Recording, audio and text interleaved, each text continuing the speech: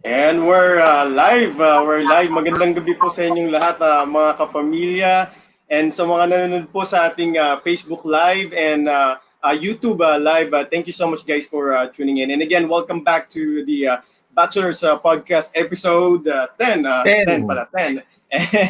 And ngayong gabi, meron po tayong mga bagong guests and of course, bagong topic. But before that, introduce ko lang po sa inyo ang ating mga co-hosts. We have Revi and Jervis. Say hi naman po tayo sa ating mga viewers out there. Hello po sa mga nanonood.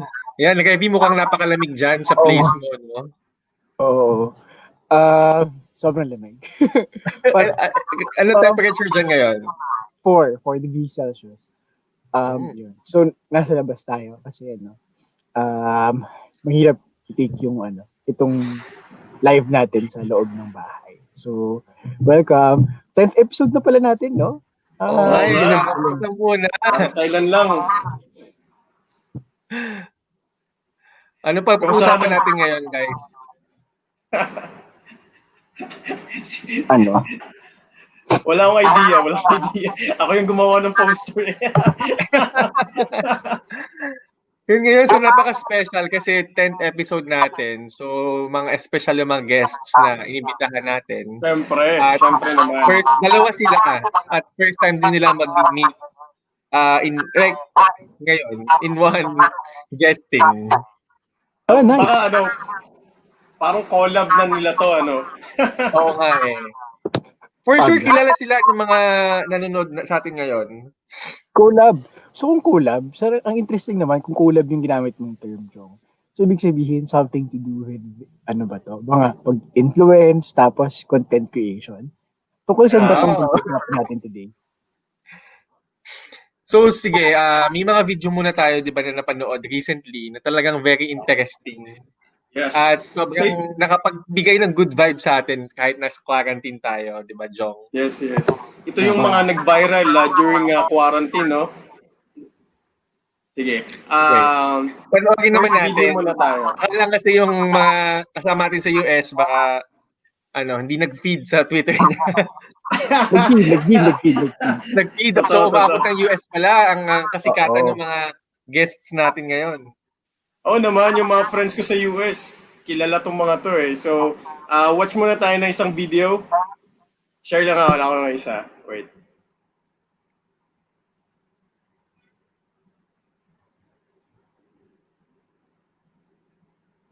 Hello, Bill out na kami.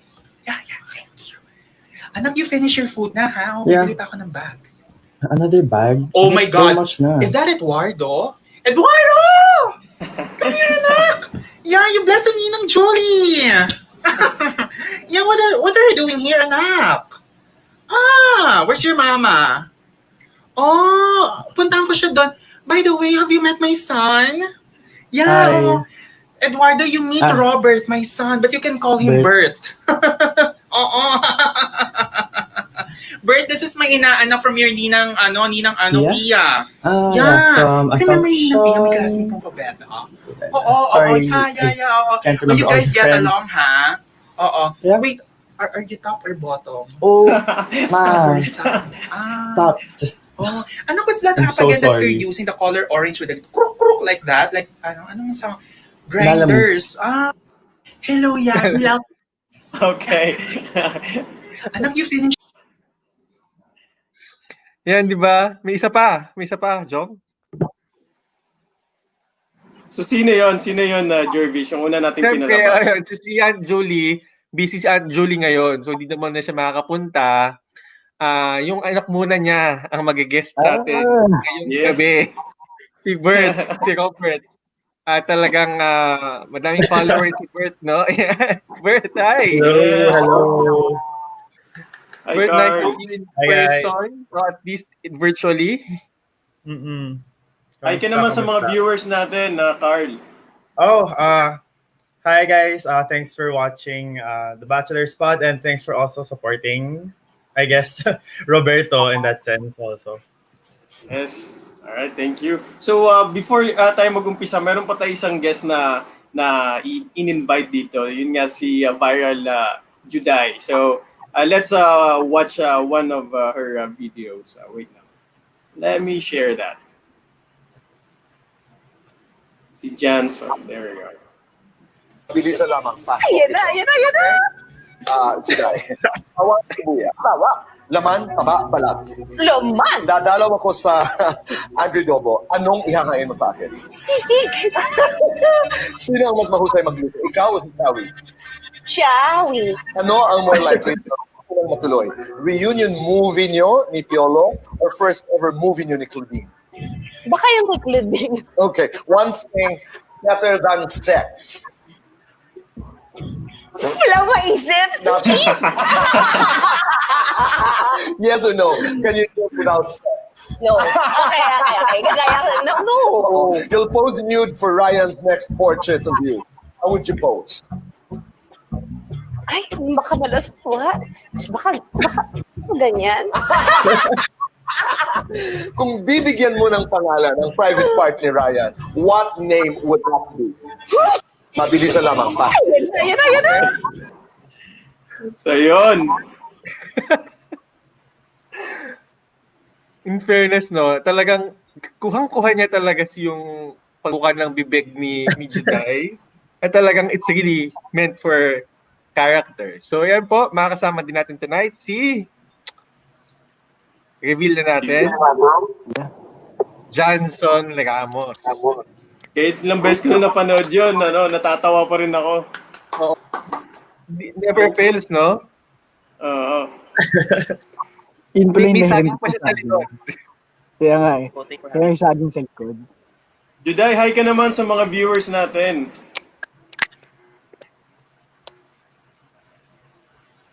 Hello, Juday. Sige. Pwede natin balikan si Juday Hindi ko ulit. ano marinig kasi po yung PLD. Ano daw? Mahina daw yung PLDT yata. Hindi na Juday. I-page naman yung PLDT. Ayusin naman daw nila. Connection kay Juday. Hindi, okay lang yan. Pwede siya mag-catch up. Ninyo. Ano ba nangyari? Nagiginig ka namin pero medyo choppy pa ng konti. So baka lang konting ayos lang ng signal natin. Or pwede ka, try mo mag-refresh and then pasok ka ulit para maayos yung video mo. Anyway, unahin na muna natin si Bert Hard. or Carl, no? So kasi syempre, kilala ka bilang Bert sa Twitter, pero gusto namin makilala sino ba yung yung tao behind the character, no? So can you just tell us who you are, like before you were Bert? Actually, si Bert, parang ako lang din yun. More or less the same character lang. Medyo lang. I guess a bit more conservative. Parang, if ever magkaganon with my parents, hindi ako I wouldn't be as exposed, I guess. Pero same lang. The usual kid na my parents who really are supportive of their son, pero as anak, parang nahihiya pa rin ako kasi parang those things are supposed to be kept private, ganun. Pero yun, kasi actually playing Roberto wasn't really too hard kasi growing up very relatable yung Aunt Julie figure eh. So sabi ko, parang I can relate to Roberto. So yeah.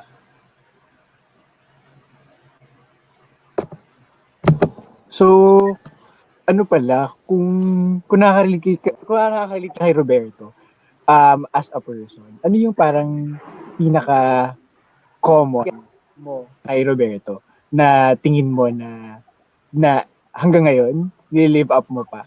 Or tipong common sa characters, sa character niya na tipong, ako talaga yan. Or tipong, nangyari na yan sa akin. Mga ganun. I guess being Roberto's very open about his sexuality. So parang that's where I usually get content from. Parang hindi ako nahihiya being gay, pero nahihiya ako that my mom figure is more proud of me than I am. Parang ganon. So, yun. Got it. Tanong ko lang, Carl, kilala mo na ba talaga si Aunt Julie before you became your Yeah. character? So, Your Makoy, friends? parang mutuals lang din on Twitter. During the pandemic, syempre we were all entertained by McCoy's previous videos. Tapos yun, parang I messaged him, tapos katuwaan lang, tapos we just kept chatting. Tapos when he started doing the Aunt Julie content, sabi ko, uy Makoy, parang kaya kong maging si Roberto. Okay lang ba? Sabi niya, go lang, go lang. Tapos, ayun, parang nag-click talaga kasi. So, and actually, parang other viewers also enjoyed. So, parang tinuloy ko na lang din. That's good. Maganda nga yung tandem nyo eh. Maganda yung collaboration nyo na yun. Nag-swak yung ano nyo, personality nyo ni Anta, Julie, tsaka Roberto. Kaya ano siya, funny siya. Hindi siya yung OA na ano na tandem pero nakakatawa siya. Thank Si you. ano naman, si Juday. Kay Juday, kasi syempre, nakilala natin siya sa TikTok at sa Twitter bilang nag-impersonate na agad kay Juday. Pero Johnson, can you tell us like who you are before the Juday character became viral? Like sino ba si Johnson talaga? Para lang mas makilala ka ng mga nanonood sa atin ngayon.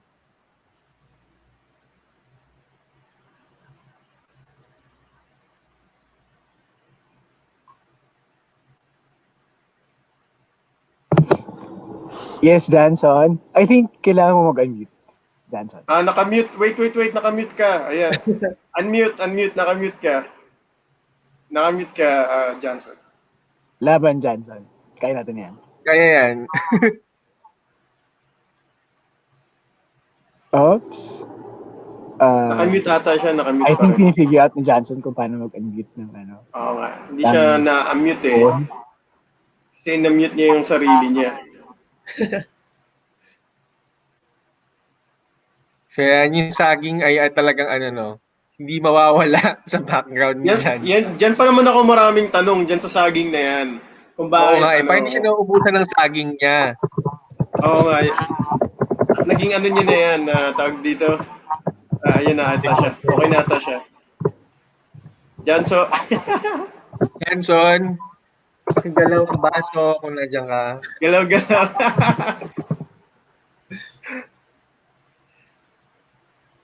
Okay. So, I think Johnson, na lang, pasok ka lang anytime kapag may audio ka na para marinig ka namin. Okay? Mag-unmute ka lang. Kasi right now, nakamute ka sa icon. So, I think, kailangan mo lang mag-unmute.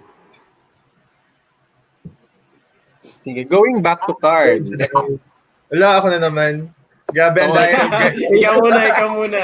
Kasi wala nakamute pa si Johnson. So, mukhang finifigure out pa niya ang mga bagay-bagay. So, parang, it's been quite a few months na, since naging viral yung birth character. So, ano yung ano yung nagbago sa routine mo? Like, how is it being a social media star? Like, everyone knows you, ibang friends mo, lumawak ka influence. How is it? Ano yung buhay ngayon? No. I don't think, I wouldn't say that, star yet. Parang, I'm far from that pa. Pero the funny thing is, yung nagbago was, whenever McCoy would post a new video of Aunt Julie, parang, syempre I have a day job, so I'm working ganyan. But I'd get notifications from people. As in, they'd be like, uy, i-duet mo na to. So, when McCoy post something, nape-pressure ako na para, oh my gosh, mag-isip ako ng content na bagay sa script ni McCoy, na parang witty din, and I have to make time for it. Pero I enjoyed it naman din. And, I did it for fun, and nakakaaliw naman din. And I guess ito, like, people are asking to talk to me now, which is kind of weird. So parang ano siya, yung talagang you write scripts pa, you conceptualize how you do it with McCoy, and hindi siya talaga like on the spot lang ginagawa. No, si McCoy does his part. Like entirely, he does it on his own. And then I rewatch it siguro 10, 15 times. I memorize what he says. And then I have to phrase my lines to fit like exactly in that and in the breaks that McCoy would have. And then syempre dapat may jokes, may puns and ganon. Lighting, studio, hair, makeup, lahat. Ang galing Iniisip na kasi rin. ang galing kasi akala ko talaga nag-ano kayo, pinag-uusapan nyo before you yung parang create the content. Talaga nag-uusap muna talaga kayo. Akala ko parang collaboration siya talaga. Hindi eh. Pero that's the fun part eh. Parang ano siya. Parang problem solving kumbaga. That's right, that's right. Kasi, Oo nga, mas alam mo ba, exciting nga yun. Yung duet parang, let me know ako, hindi kasi ako TikTok person. So yung Ako din. duet, merong original video, tapos isi-stitch mo sa kabilang side yung Yes. yung video mo. So meaning pre-made na ni McCoy yung video. Tapos si Roberto papasok na lang. Tapos makikipag-butt-in ka. And then hindi pwedeng, you can't, like let's say McCoy has his video posted. I can't upload a video. So basically, I have to film myself like live, kumbaga. And then, Ganun pala But yun. then, Ako din kasi, hindi din duets kasi ako are open to nag-TikTok. everyone. I see. I think parang similar siya sa yung app na, yung, Smule ba yun? Or ano? Yeah, Baka I remember that. do it Parang, ka, something like parang that. karaoke. Smule ata? Oo, parang ganun. Yeah, Tama ba? So Yeah. parang ganun siya. Okay. So hindi din ako familiar sa TikTok. And na-amaze ako dun sa mga tao na kabisado nila kung paano maglagay ng mga effects, ng mga background and all. I never tried TikTok. Hanggang ngayon hindi pa ako nag-a-attempt. So natutuwa ako sa kaya nilang alam mo yun, sobrang creative na mga tao pagdating sa TikTok nila. Kahit app hindi naka-install sa'yo, Jong? Kahit app? Ha? Kahit yung app hindi naka-install sa'yo? Wala. Promise, Ako, wala Jong, talaga. kung gusto mo magsayang ng isang oras ng buhay mo everyday, install ka ng TikTok, tapos manood ka lang. Tapos, matutuwa ka na for the whole day. Yun ang magsayang. I mean, sorry. Kung gusto mo mag-spend ng 1 hour of your life, mag-install ka ng TikTok. Next time pag kaya na. Yeah. Si Juday ba okay na narinig niya kaya tayo? Juday, nandiyan ka na ba? Juday para apparition lang today, no? Takas makamanawag. Ano ba yan? Sayang, dami ko pa namang tanong kay Juday. Juday. Sayang naman. Mag-unmute ka, Juday. Naka-mute ka kasi sa end na. Message ko na rin siya sa Twitter na mag-unmute siya. Hello? Okay. Hindi pa rin niya tayo nakikinig. Yeah. Okay, good. Okay. Good to know. So, next question, Carl. Since i-hot seat ka namin ngayon. Ikaw muna sasagot. Dapat si Juday na next half. Oo nga. Pag okay na si Juday naman yung natin i-hot seat. So, naman, what are the perks of parang pagiging parang since malawak na yung nare-reach ng mga ng mga videos niyo sa social media, ano naman yung mga perks na nakuha, mga ganyang freebies? You know, that's good. This literally came in like when I got home, parang yung chat to chat, parang sent me their newest drink. And then, yeah, it's pretty good. Ayun, parang people send me stuff. But I think one of my favorite like things since I got influence was I was able to use it to help people during the typhoon recently. Kasi I also make art. Like I make woodworks and resin. Tapos I was able to sell a certain amount. Tapos I was able to donate. And that's good. I was also able to ask people to help volunteer in other NGOs. So parang yun, I think that's one of my favorite perks is the fact that I get to help people and get other people to help other people also. Parang ganun. Nag-endorse ka na Carl, din ba ngayon, Carl? Ay, sorry. Go, Endorse? Reby. Gusto ko lang mag-double down dun sa sa sinabi mo na content mo. So actually, sinek ko yung TikTok mo, Carl, and surprisingly, hindi lang siya about Roberto.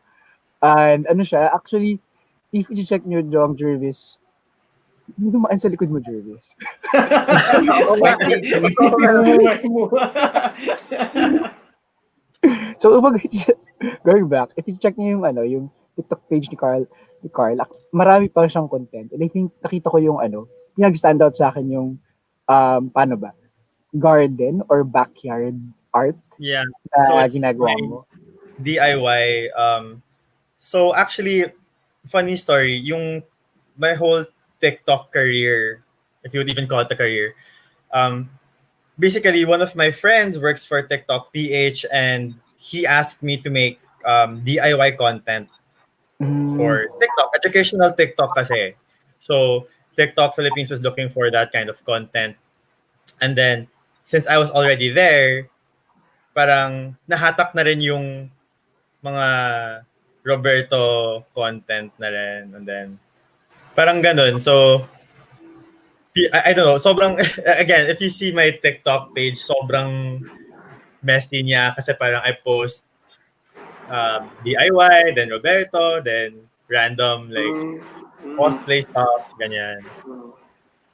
And I think Pero yeah, Carl, nakita ko, di ba you were volunteering din? So, kanina you said na you were able to help typhoon victims and recently Yeah. I saw sa Twitter mo you were helping Bahaghari and other advocacy groups. So parang ba Yes. if you have influence now, parang does it like feel that you have that social responsibility na a lot of people are following me and parang I should be using this influence to a greater good na hindi lang siya talaga performance. You have to go outside your performance on social media and do really more concrete things for society. I think, grabe ang lalim bigla ng tanong. I guess, I think it's like if you have influence, bakit mo pagagamitin yun for negativity or something for that will counter positive thinking, diba? Parang everyone's having a hard time na nga during this pandemic, tapos gagamitin mo pa yung influence mo to be like, let's hate on this guy, parang mali siya, you know. There's always a better way to correct someone. And parang if you can avoid the hate and just focus on helping other people, go for it.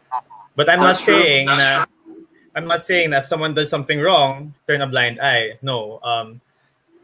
Parang you can still point it out and you can use your influence to, you know, parang tell people what was wrong and what you can do about it. Parang ganun.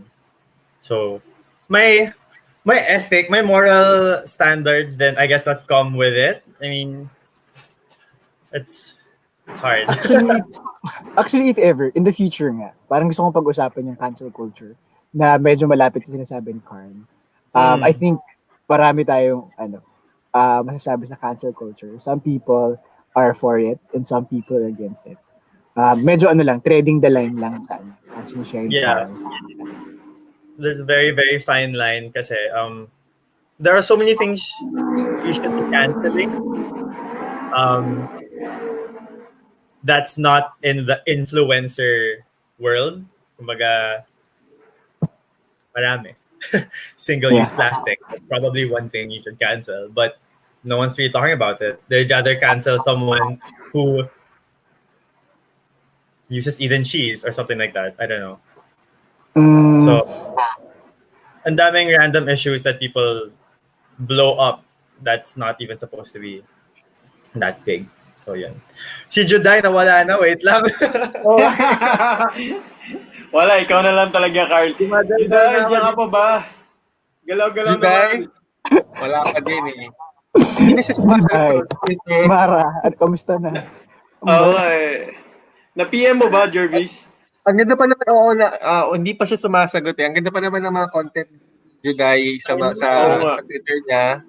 Talagang, nagsimula kasi una ko siyang napanood, yung Paano Kita Mapasasalamatan na show ni Juday. Yun yung una niyang na-impersonate. At talagang kuhang-kuha talaga. Talagang hindi mo pagsasawaan yung mga videos niya. So, Natatawa ako since kasi wala pa siya, consistent siya. Ayan, Ayan na. ayan na. Yan na. Baka yung wig Ano yung ba? yung jinx. Oo nga. Pero nakamute pa din eh. Yung Mag-unmute saging ka, na Juday. po. Juday, pwede bang mag-unmute ka? Ayaw, wala pa din.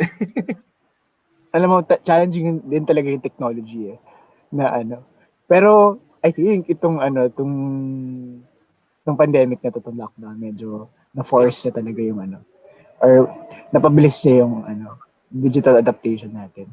So si Juday, Wala pa din. Anyway, going back. wala man. So si Carl pa din yung natin. Si Carl pa din yung makakausap natin. So si Carl, nakita ko, you were also have other interests. You were doing gymnastics ba? Parkour? I do Ganyan. So can you tell us parkour. about that? Actually, yun yung problem, I guess, with my page and my content. It's like, ang dami kong pinopost and like, nakakahiya because it's not curated at all. It's like, whatever I want to post, ito, bahala na kayo if or not. Oh, kailangan ba curated if you're a person of influence in social media? Does it matter na kailangan curated ang content, pare-pareho maayos, or like pwede naman anything goes eh, 'di ba? Parang I am seeing other people, other personalities on Twitter, on TikTok na wala namang theme talaga. Like it's a slice of their life, eh, sharing. Exactly. But I think it's more attractive to like marketing people when they see na, okay, malinis to, organized siya, he can post yeah. things like on Yeah, date. mas ganyan. presentable. Yes, yeah. Yeah. I'm not. Wait lang. Juday.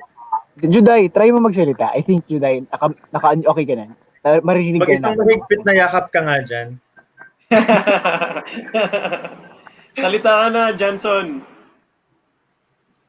Antayin lang natin siya. Bigyan natin siya ng mga few seconds kasi medyo delay yung sa kanya.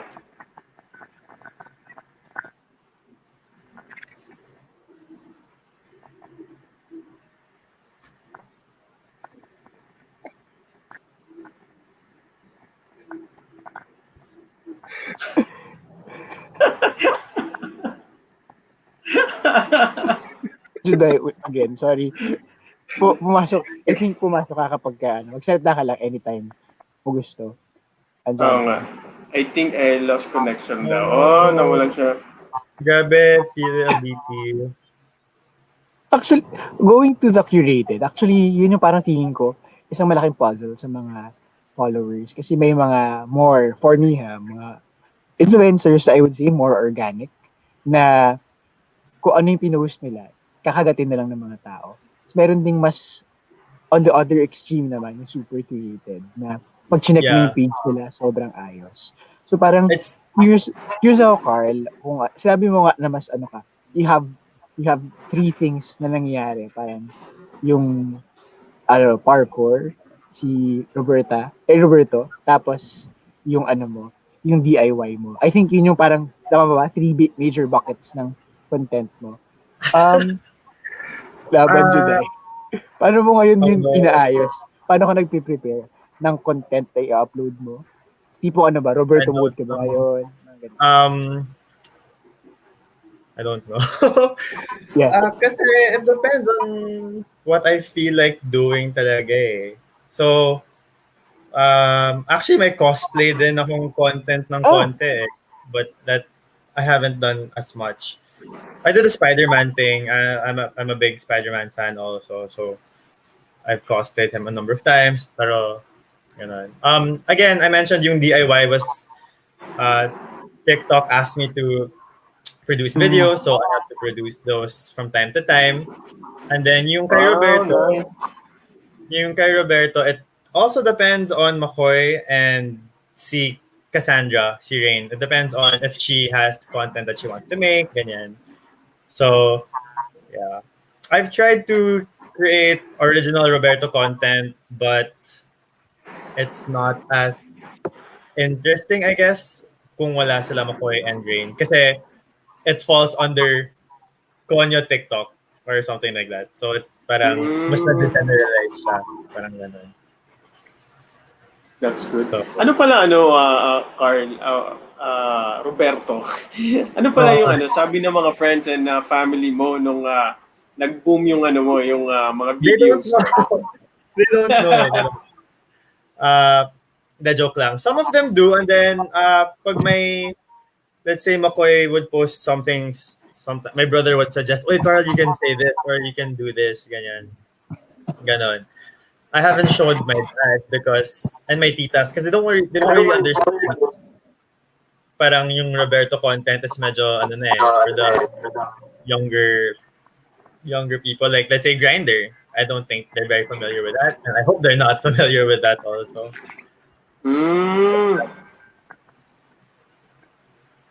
O yung nagbabalik si Juday. Okay ka na? Juday, hello. Glitchy daw, nag-glitch daw. Nag-glitch po yung... Ayan na, nagsasalita na siya. Mag-mute na ako. Narinig ko na namin. Johnson. Finally. Ayan. So, kamusta ka, Juday? Ka Kamusta? naman kasi gusto namin makilala sino ka, si Johnson, Okay before naman. ka sumikat bilang si Juday. Sino ka? Parang ganun. Parang pakilala ka lang.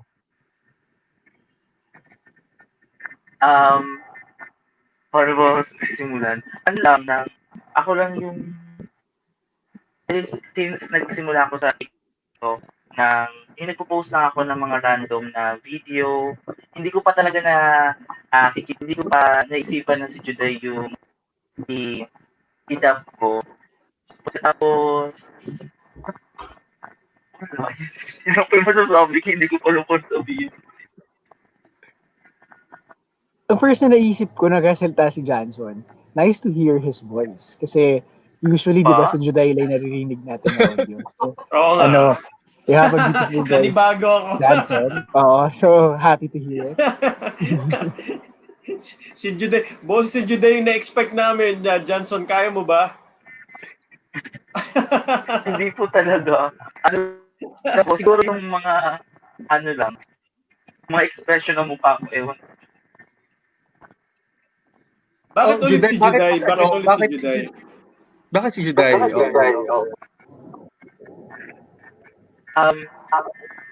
Sa totoo lang po, hindi ko po talaga siya naisip na i-dub. So, nakita lang ako ng video na, kasi diba yung nagkaroon ng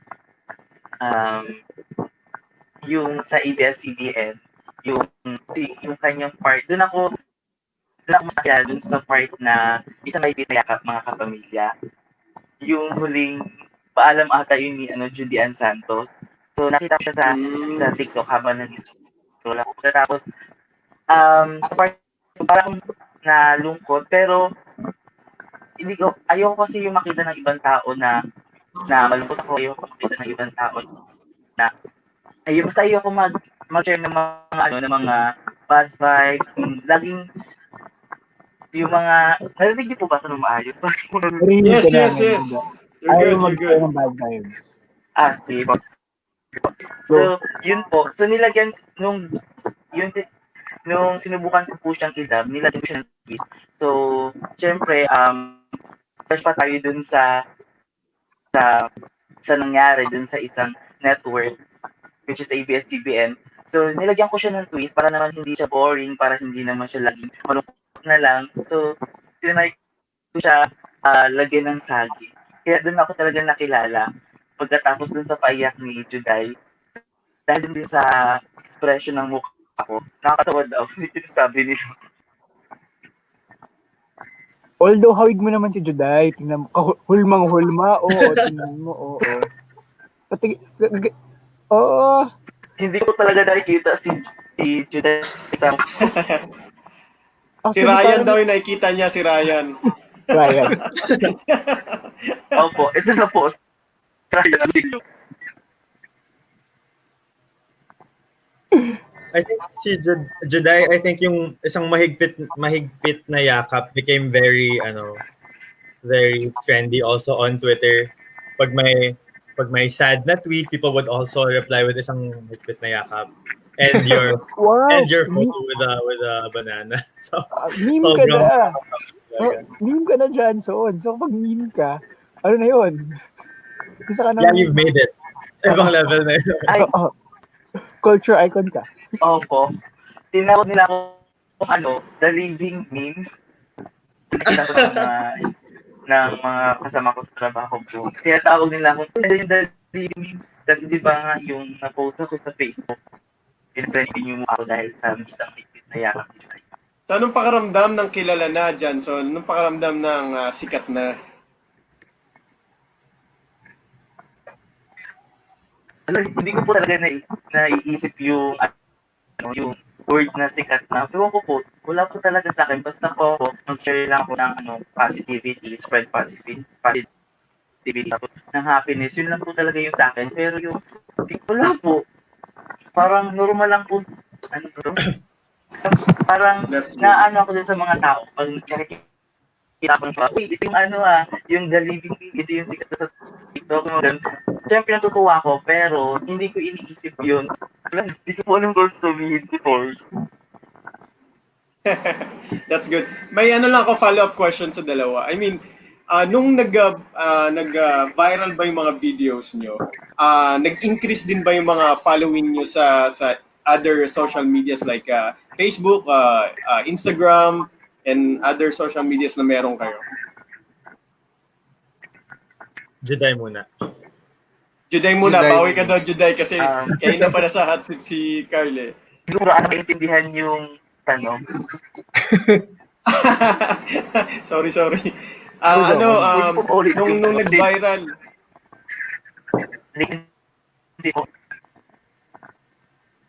nung nag-viral yung mga videos nyo, tumaas din ba yung mga following or followers nyo sa other social medias nyo like Instagram, yung sa Facebook nyo, aside sa Twitter?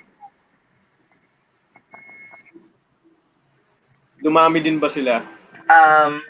Ako muna. Sa TikTok po, talaga ako nagsimula sa TikTok. Nung unang yung mga followers ko lang po is nasa 15, parang 15K kasi nagpo-post na ako ng mga random.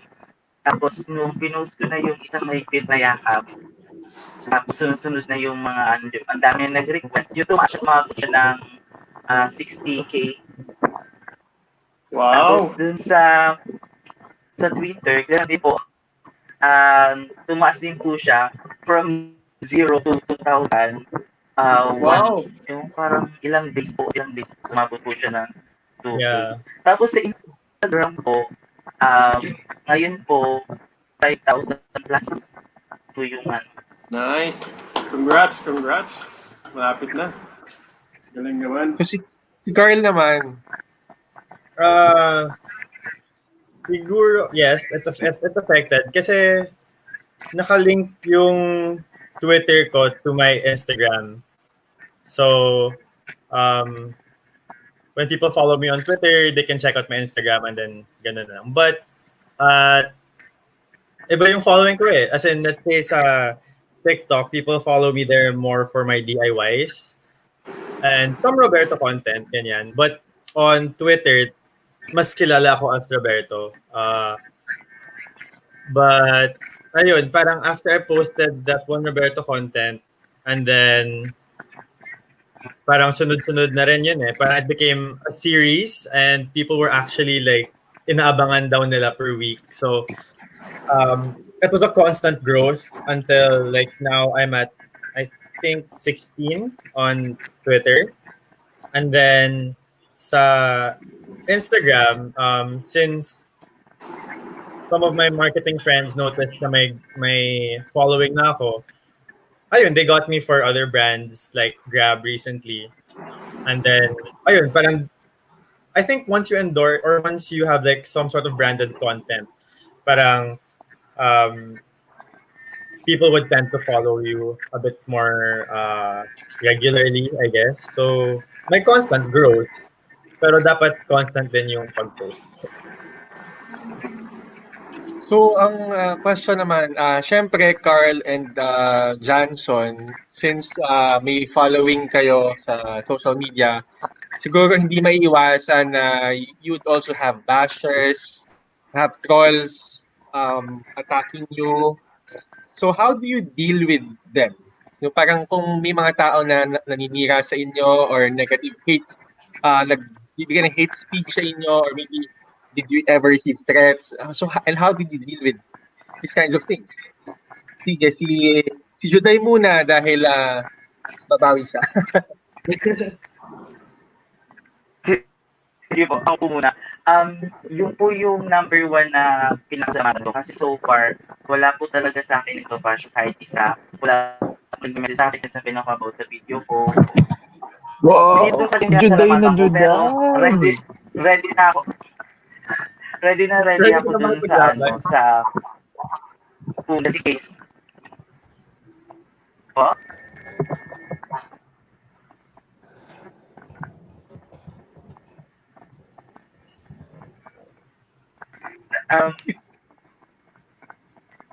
Tingin ko na po.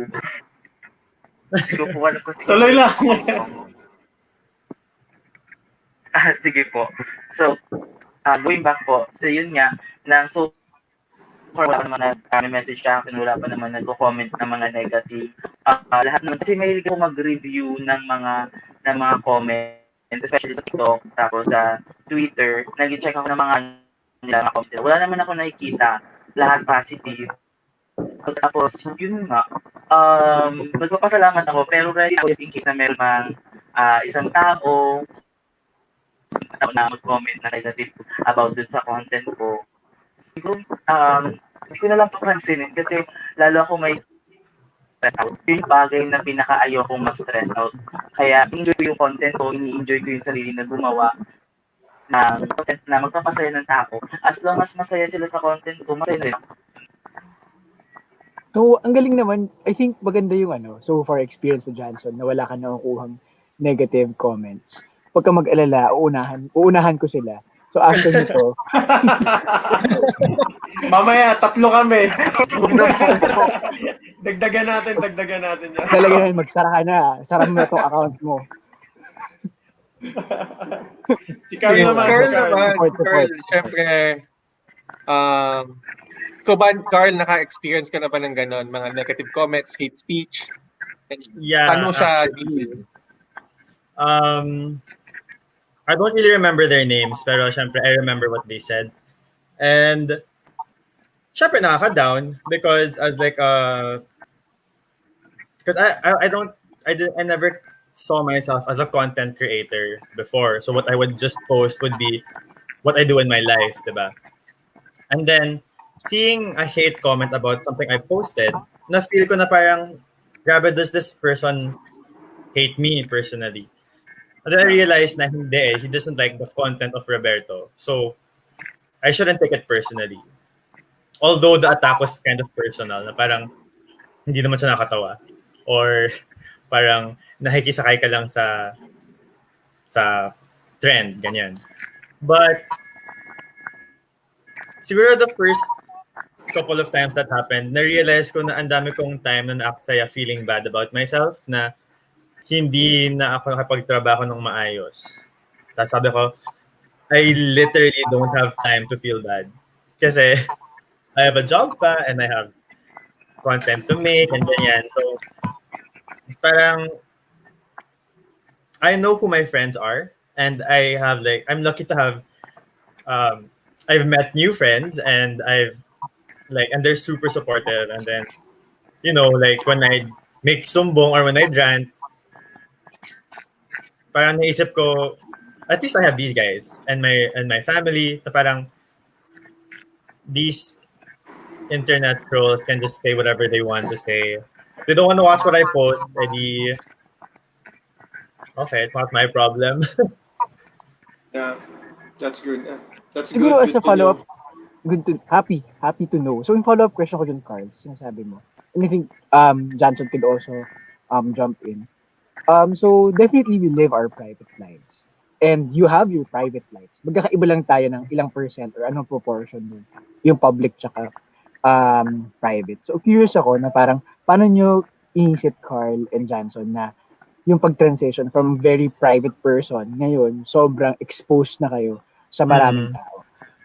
Definitely, ano siya, nung ginawa nyo public yung life nyo, sinubject nyo yung mga Yes. sarili nyo sa appreciation. Public figure and na definitely kayo. nga, sa ano, sa negative, sa mga negative comments or assessment ng mga tao. Right, So, right. curious ako dun. Go.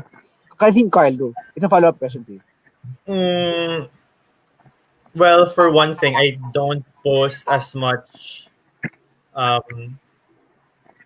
stories with my family, or like I don't show my siblings as much kasi maybe they don't want the exposure, diba? So, but I guess right now it's more like I just choose what I post, and I have to be more careful about what I say and how I say it. When it comes to sharing private things, I try to avoid it as much as possible now. Buto na lang may sa Instagram, may parang close friends feature. Yeah. And Yeah. wala, bumalik na yung ano sa akin, yung group message sa text. Parang guys, ito yung nangyayari sa akin ngayon, group message na lang rather than posting it on social media. Right. So yun, No, parang good. Good. there's a line talaga. Ikaw, Johnson, paano yun? Paano yun na mas marami na nakakilala sa'yo? Hindi ba mas mahirap? Kumpara dati nung private person ka lang.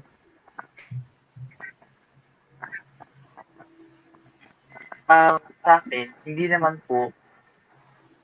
Kasi po, wait lang, may mga bagay po kasi na para ako lang nakakalam. May mga bagay na kapag nakakapagpasaya sa tao, o ako, ewan ko, yun siguro yung weakness ko. Malikot ako, parang hindi ko kakayanin. Kaya gusto ko laging masaya, gawin bagay na masaya. Kung wala kung exposed na yung mga, well, exposed na talaga yung mga video ko, wala naman akong gagawa. Basta napasaya ko sila, okay na. Kahit kilala nila ako yung mukha ko. Kahit wala na kayo dyan, basta kayo, napangiti kayo, basta ako masaya na ako. That's good. Ano? Pati ba yung mga relationship status nyo, naka-expose ba yan? A lot of people have been asking. So I just say Ikaw, But Johnson. keeps them curious din eh. Ikaw, Johnson, hindi ka na ba ma-meet ang Ryan Agoncillo ng buhay? Ganyan yung mga tanong. Baka dito na yun, kasi sa mga followers mo. Baka masampal ako niya. So, wala, parang hindi ko po iniisip yung mga ganung bagay eh. Parang, ano ako sa, wala, hindi ko pa iniisip yung bagay yun. Ewan ko, hindi pa po matured yung isip ko sa mga ganung relasyon. Nice. So kahit may manligaw sa iyo, Juday, hindi ka pa ganun ka open? Kasi kilala ka na eh. Okay naman po, kaso okay naman po, kaso siguro wala pa, hindi po alam. Shy type si Juday, shy type. Malaman na lang po yan. Magkakalaman na. We'll cross the bridge when we get there. Ano naman yung mga aabangan pa ng mga followers ninyo sa inyong account? Like, sustain nyo ba yung characters nyo na yan? Or are you open into exploring other characters as well? Like, for example, Johnson, magsistick ka ba kay Juday or gusto mo mag-try na ibang character? Like, for example, kasi yung friend ko, si Kalad Karen, si Jervily, nung nakuha yung character ni Kalad Karen, talagang parang she was Kalad Karen all throughout. And she penetrated mainstream media, which she has projects in ABS-CBN now, talagang kalad-kagan na siya. Parang she was never, di siya open she was never open to other characters as well. Ikaw ba ganon? And ikaw, Carl, parang gusto bang maging Berto pa talaga for a longer time or explore other characters? Si Juday muna. Ako po, since nakilala po talaga ako sa isang kaya ni Juday, ngayon po, gumawa ako ng content na siguro yung nagaya ko na po ay si Tony Gonzaga, tapos si Angel of Sin, yun pa lang yung mga nagaya ko. Pero bumabalik pa rin ako dun sa kung saan ko nakilala. Siyempre, hindi ko malilimutan yun. That's good. That's good. Ikaw, Carl, Roberto, or parang mag-proceed na with other things, other styles as well? I'm not sure if you guys are familiar with like yung mga BL series that have been shown recently. Like, kasi yung isa is Boys Lockdown, and then si Aunt Julie or si McCoy was featured there as Aunt Julie. And fortunately enough, the producers were, nice enough basically to ask me, Roberto, and Cass, si Rain, to do a quick cameo in one of their episodes. So, ayun, parang, I guess people did see, and like other people who don't know me as Roberto, like have started to follow my Twitter account and asking if I was the Roberto guy, and ako yung anak ni Aunt Julie. And they have been asking also. Actually, I wouldn't be averse to the idea of having a BL series revolving around Roberto. Parang, sounds fun, so why not?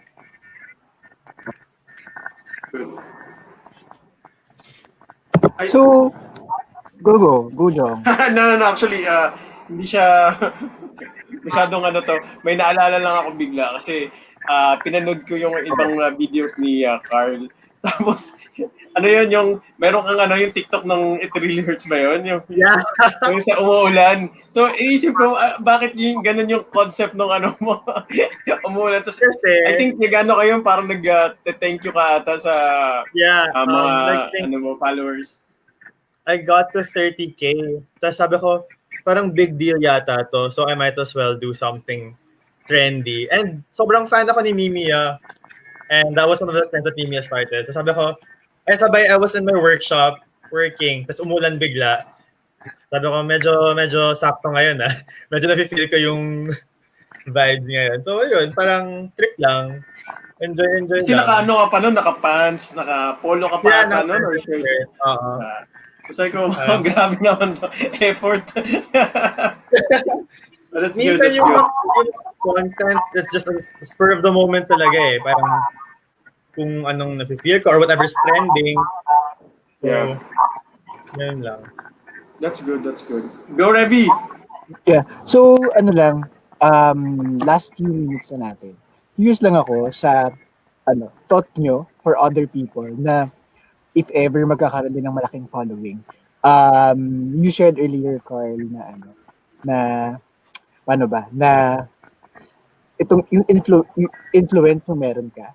And si Juday naman, si Johnson naman, sharing nyo na ito yung opportunity para mag-spread ng good vibes sa mga tao. So curious ako, habang ano masasabi nyo sa mga tao na if ever magkakaroon ng malaking following, how should they use their clout or reach? Or paano nila, maliban siya, feeling ko may mga tao na magmo-monetize ng followers. Meaning pwede makapag-work sa brands para makakuha ng kaunting dagdag ayuda. Pero how should people use their clout these days? How do you think should people do that? Go, Carl. Ikaw muna. Mat ako, dapat si Juday muna. Sige, si Juday na, si Juday. Kailangan nyo ng hearing, kailangan nyo listening time. Wait lang, si Jervis mo. Okay, lang po, ikaw, Jervis. At saka, Jong, anong tingin si dito Kuya sa Carl mga na lang po. Kuya Carl. Sige. Well, honestly, I don't think we're the right people to, or me, maybe I'm not. Kasi parang bago lang ako sa influencer world. I'm not really di pa ako convinced na influencer pa ako ganyan. But I guess I'm with all- with a big following, like in Spider-Man, you know, with great ibaliktad mo na lang. With great responsibility comes great power. Parang ganun. So, the more influence you have, parang, you know, as mentioned, parang use it for the good. Like, why else would you have that what else would you use that platform for? Diba? Gets ko naman being practical. It's good to have like extra cash here and there. Pero at the end of the day, are you gonna just use it for money? Kasi sayang naman. Agree. Agree. Marami akong issue dyan. Pero next time. Si Okay. Johnson naman. Dito po ako. Hindi ko kasi gano'n naiintindihan yung tanong. Kaya yan o pinasok ko kay Carl. Medyo, kasi po nag-glitch po. Tapos latest din po yung phone ko. And hindi ko gano'n marinig sa tanong. Pwede po pa yung paulit-ulit Ulit. tanong. Oh, sige. Kapag ngayon na mas marami ka ng followers. Sa mga tao na magkakaroon pa ng maraming followers. Ngayon na mas marami kang followers, ano yung pananaw mo sa kanila? Or ano yung parang perspective mo sa paggamit ng influence or number of following ngayong panahon na to? Tipong, dapat ba pag mas maraming followers, may responsibility ka ba dapat sa mga tao? Or wala? Pag marami kang followers, dapat wala, normal life lang. Curious ako kung ano yung thought mo doon. Kasi po pag na-expose ka na sa mga ganyan, sila trending ngayon yung mga videos namin. Pag na-expose ka sa yung bagay, so dapat meron ka na agad mga platform, mga advocacy. Ewan ko ba tama ba yun? Sa ganun, pag na-expose ka sa ganyang bagay. So para sa akin, maybe sa perspective ko talaga, wala parang gusto ko lang magpasaya, gusto ko lang nakikita yung mga tao na nakakarinig ng mga compliments, na nakakarinig na sila ay naging masaya dahil sa video ko, ganun. Pero siguro, kapag napaisipin ako minsan, sabi ko siguro, why don't I use my followers? Hindi naman sa pagiging user, I mean, why don't I use my content to like yun nga, diba, may part, pwede kang gumawa ng YouTube channel, kumita, ganyan. Pero sa akin, yung part ko, yung motivation ko doon, tumulong sa lalo sa ngayon, sa ating nararanasan. Parang pumapasok sa isip ko ngayon na parang, pwede kong maging way yun para matulong sa tao. Kasi, sa ngayon na wala ko, ang gagawa ko lang na tulong sa tao, sa likod ng pinagdadaanan nating problem, sa pinagdadaanan nating pandemic, yung pagbibigay ng kasayan sa tao, why can't I use that to use my followers? Wait, pasensya na po. Kinabahan ako, Kaya mo yan. hindi po kasi ako sa interview. Tapos, Okay lang yun. Pwede ko naman siguro gamitin yung content ko para kumita, para makatulong din sa ibang tao. Hindi lang sa magpapasaya ka sa mga video mo. So, yung alam mo yun, yung dahil sa inyo, nakatulong sa inyo. Ang ganun. Yun yung gusto kong mangyari. Good. So guys, willing ba kayo na mag-collab kayong dalawa? So marami naghihintay ng collab ni Bert, ni Roberto at ni Juday. Roberto meets Juday. Willing ba kayo na Pwedeng together ikaw maging mag-duet, Ryan ni Juday, Carl. Ako? We'll see. Papanoorin ko muna yung mga content ni today. And then I'll think of a way. Ganun naman kasi yung kay McCoy din eh. Parang I feed off their energy and then we'll see what goes. Then, be may Ryan na dun sa pag nag-collab. Go! Ryan Bang daw, hindi daw Ryan Agoncillo.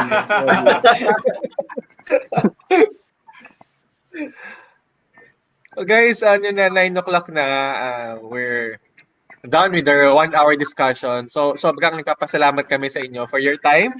Dahil it's very nice meeting you, Carl and Johnson. And we're looking forward to watch and share more of your content sa inyong mga social media accounts.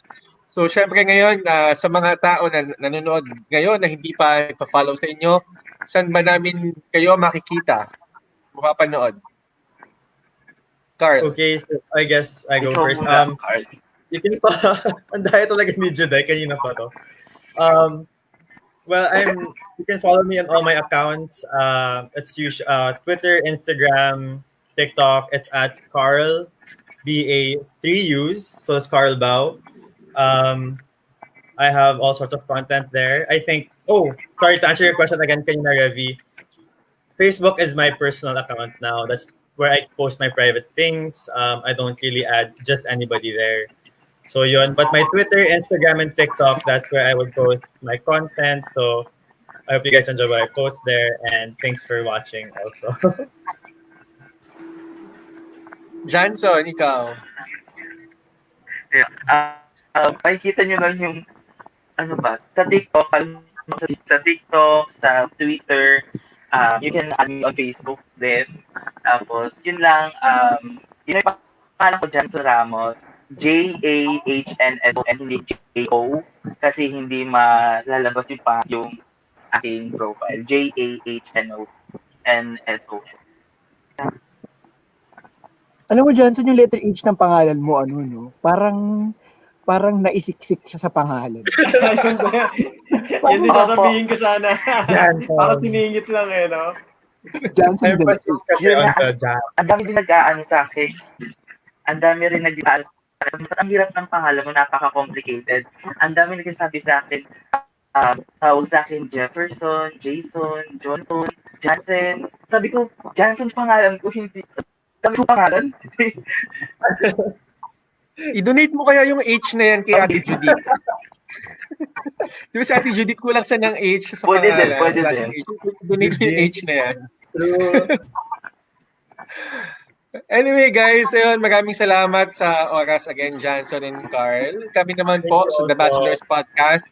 You can follow our weekly kwentuhan sa aming Facebook page, The Bachelors Podcast, at sa YouTube ni Jong Sardua. And also, ako naman personally, you can follow me on Twitter and Instagram at Jervis Manahan. Yes. Yeah. So, ikaw, Revi. Ako at Revi.Capalio sa Instagram. So ako naman, Jong Sardua lang sa lahat ng social media accounts ko. And again, thank you guys for joining us this evening. Sobrang grateful kami na nakasama kayo ngayong gabi. Ako personally, marami din ako natutunan because I'm also keeping a very small YouTube account channel. So marami din akong natutunan sa mga experience ninyo bilang isang influencer. And again, guys, sa mga nanood po, thank you so much for supporting us. And may you continue to tune in sa mga susunod po namin na mga episodes. And again, you're watching the Bachelors Podcast episode 10. Good night and Thank you. See you again next week. See you again next week. Thank you guys. Salamat. Thank you also. Bye, guys. Happy long weekend.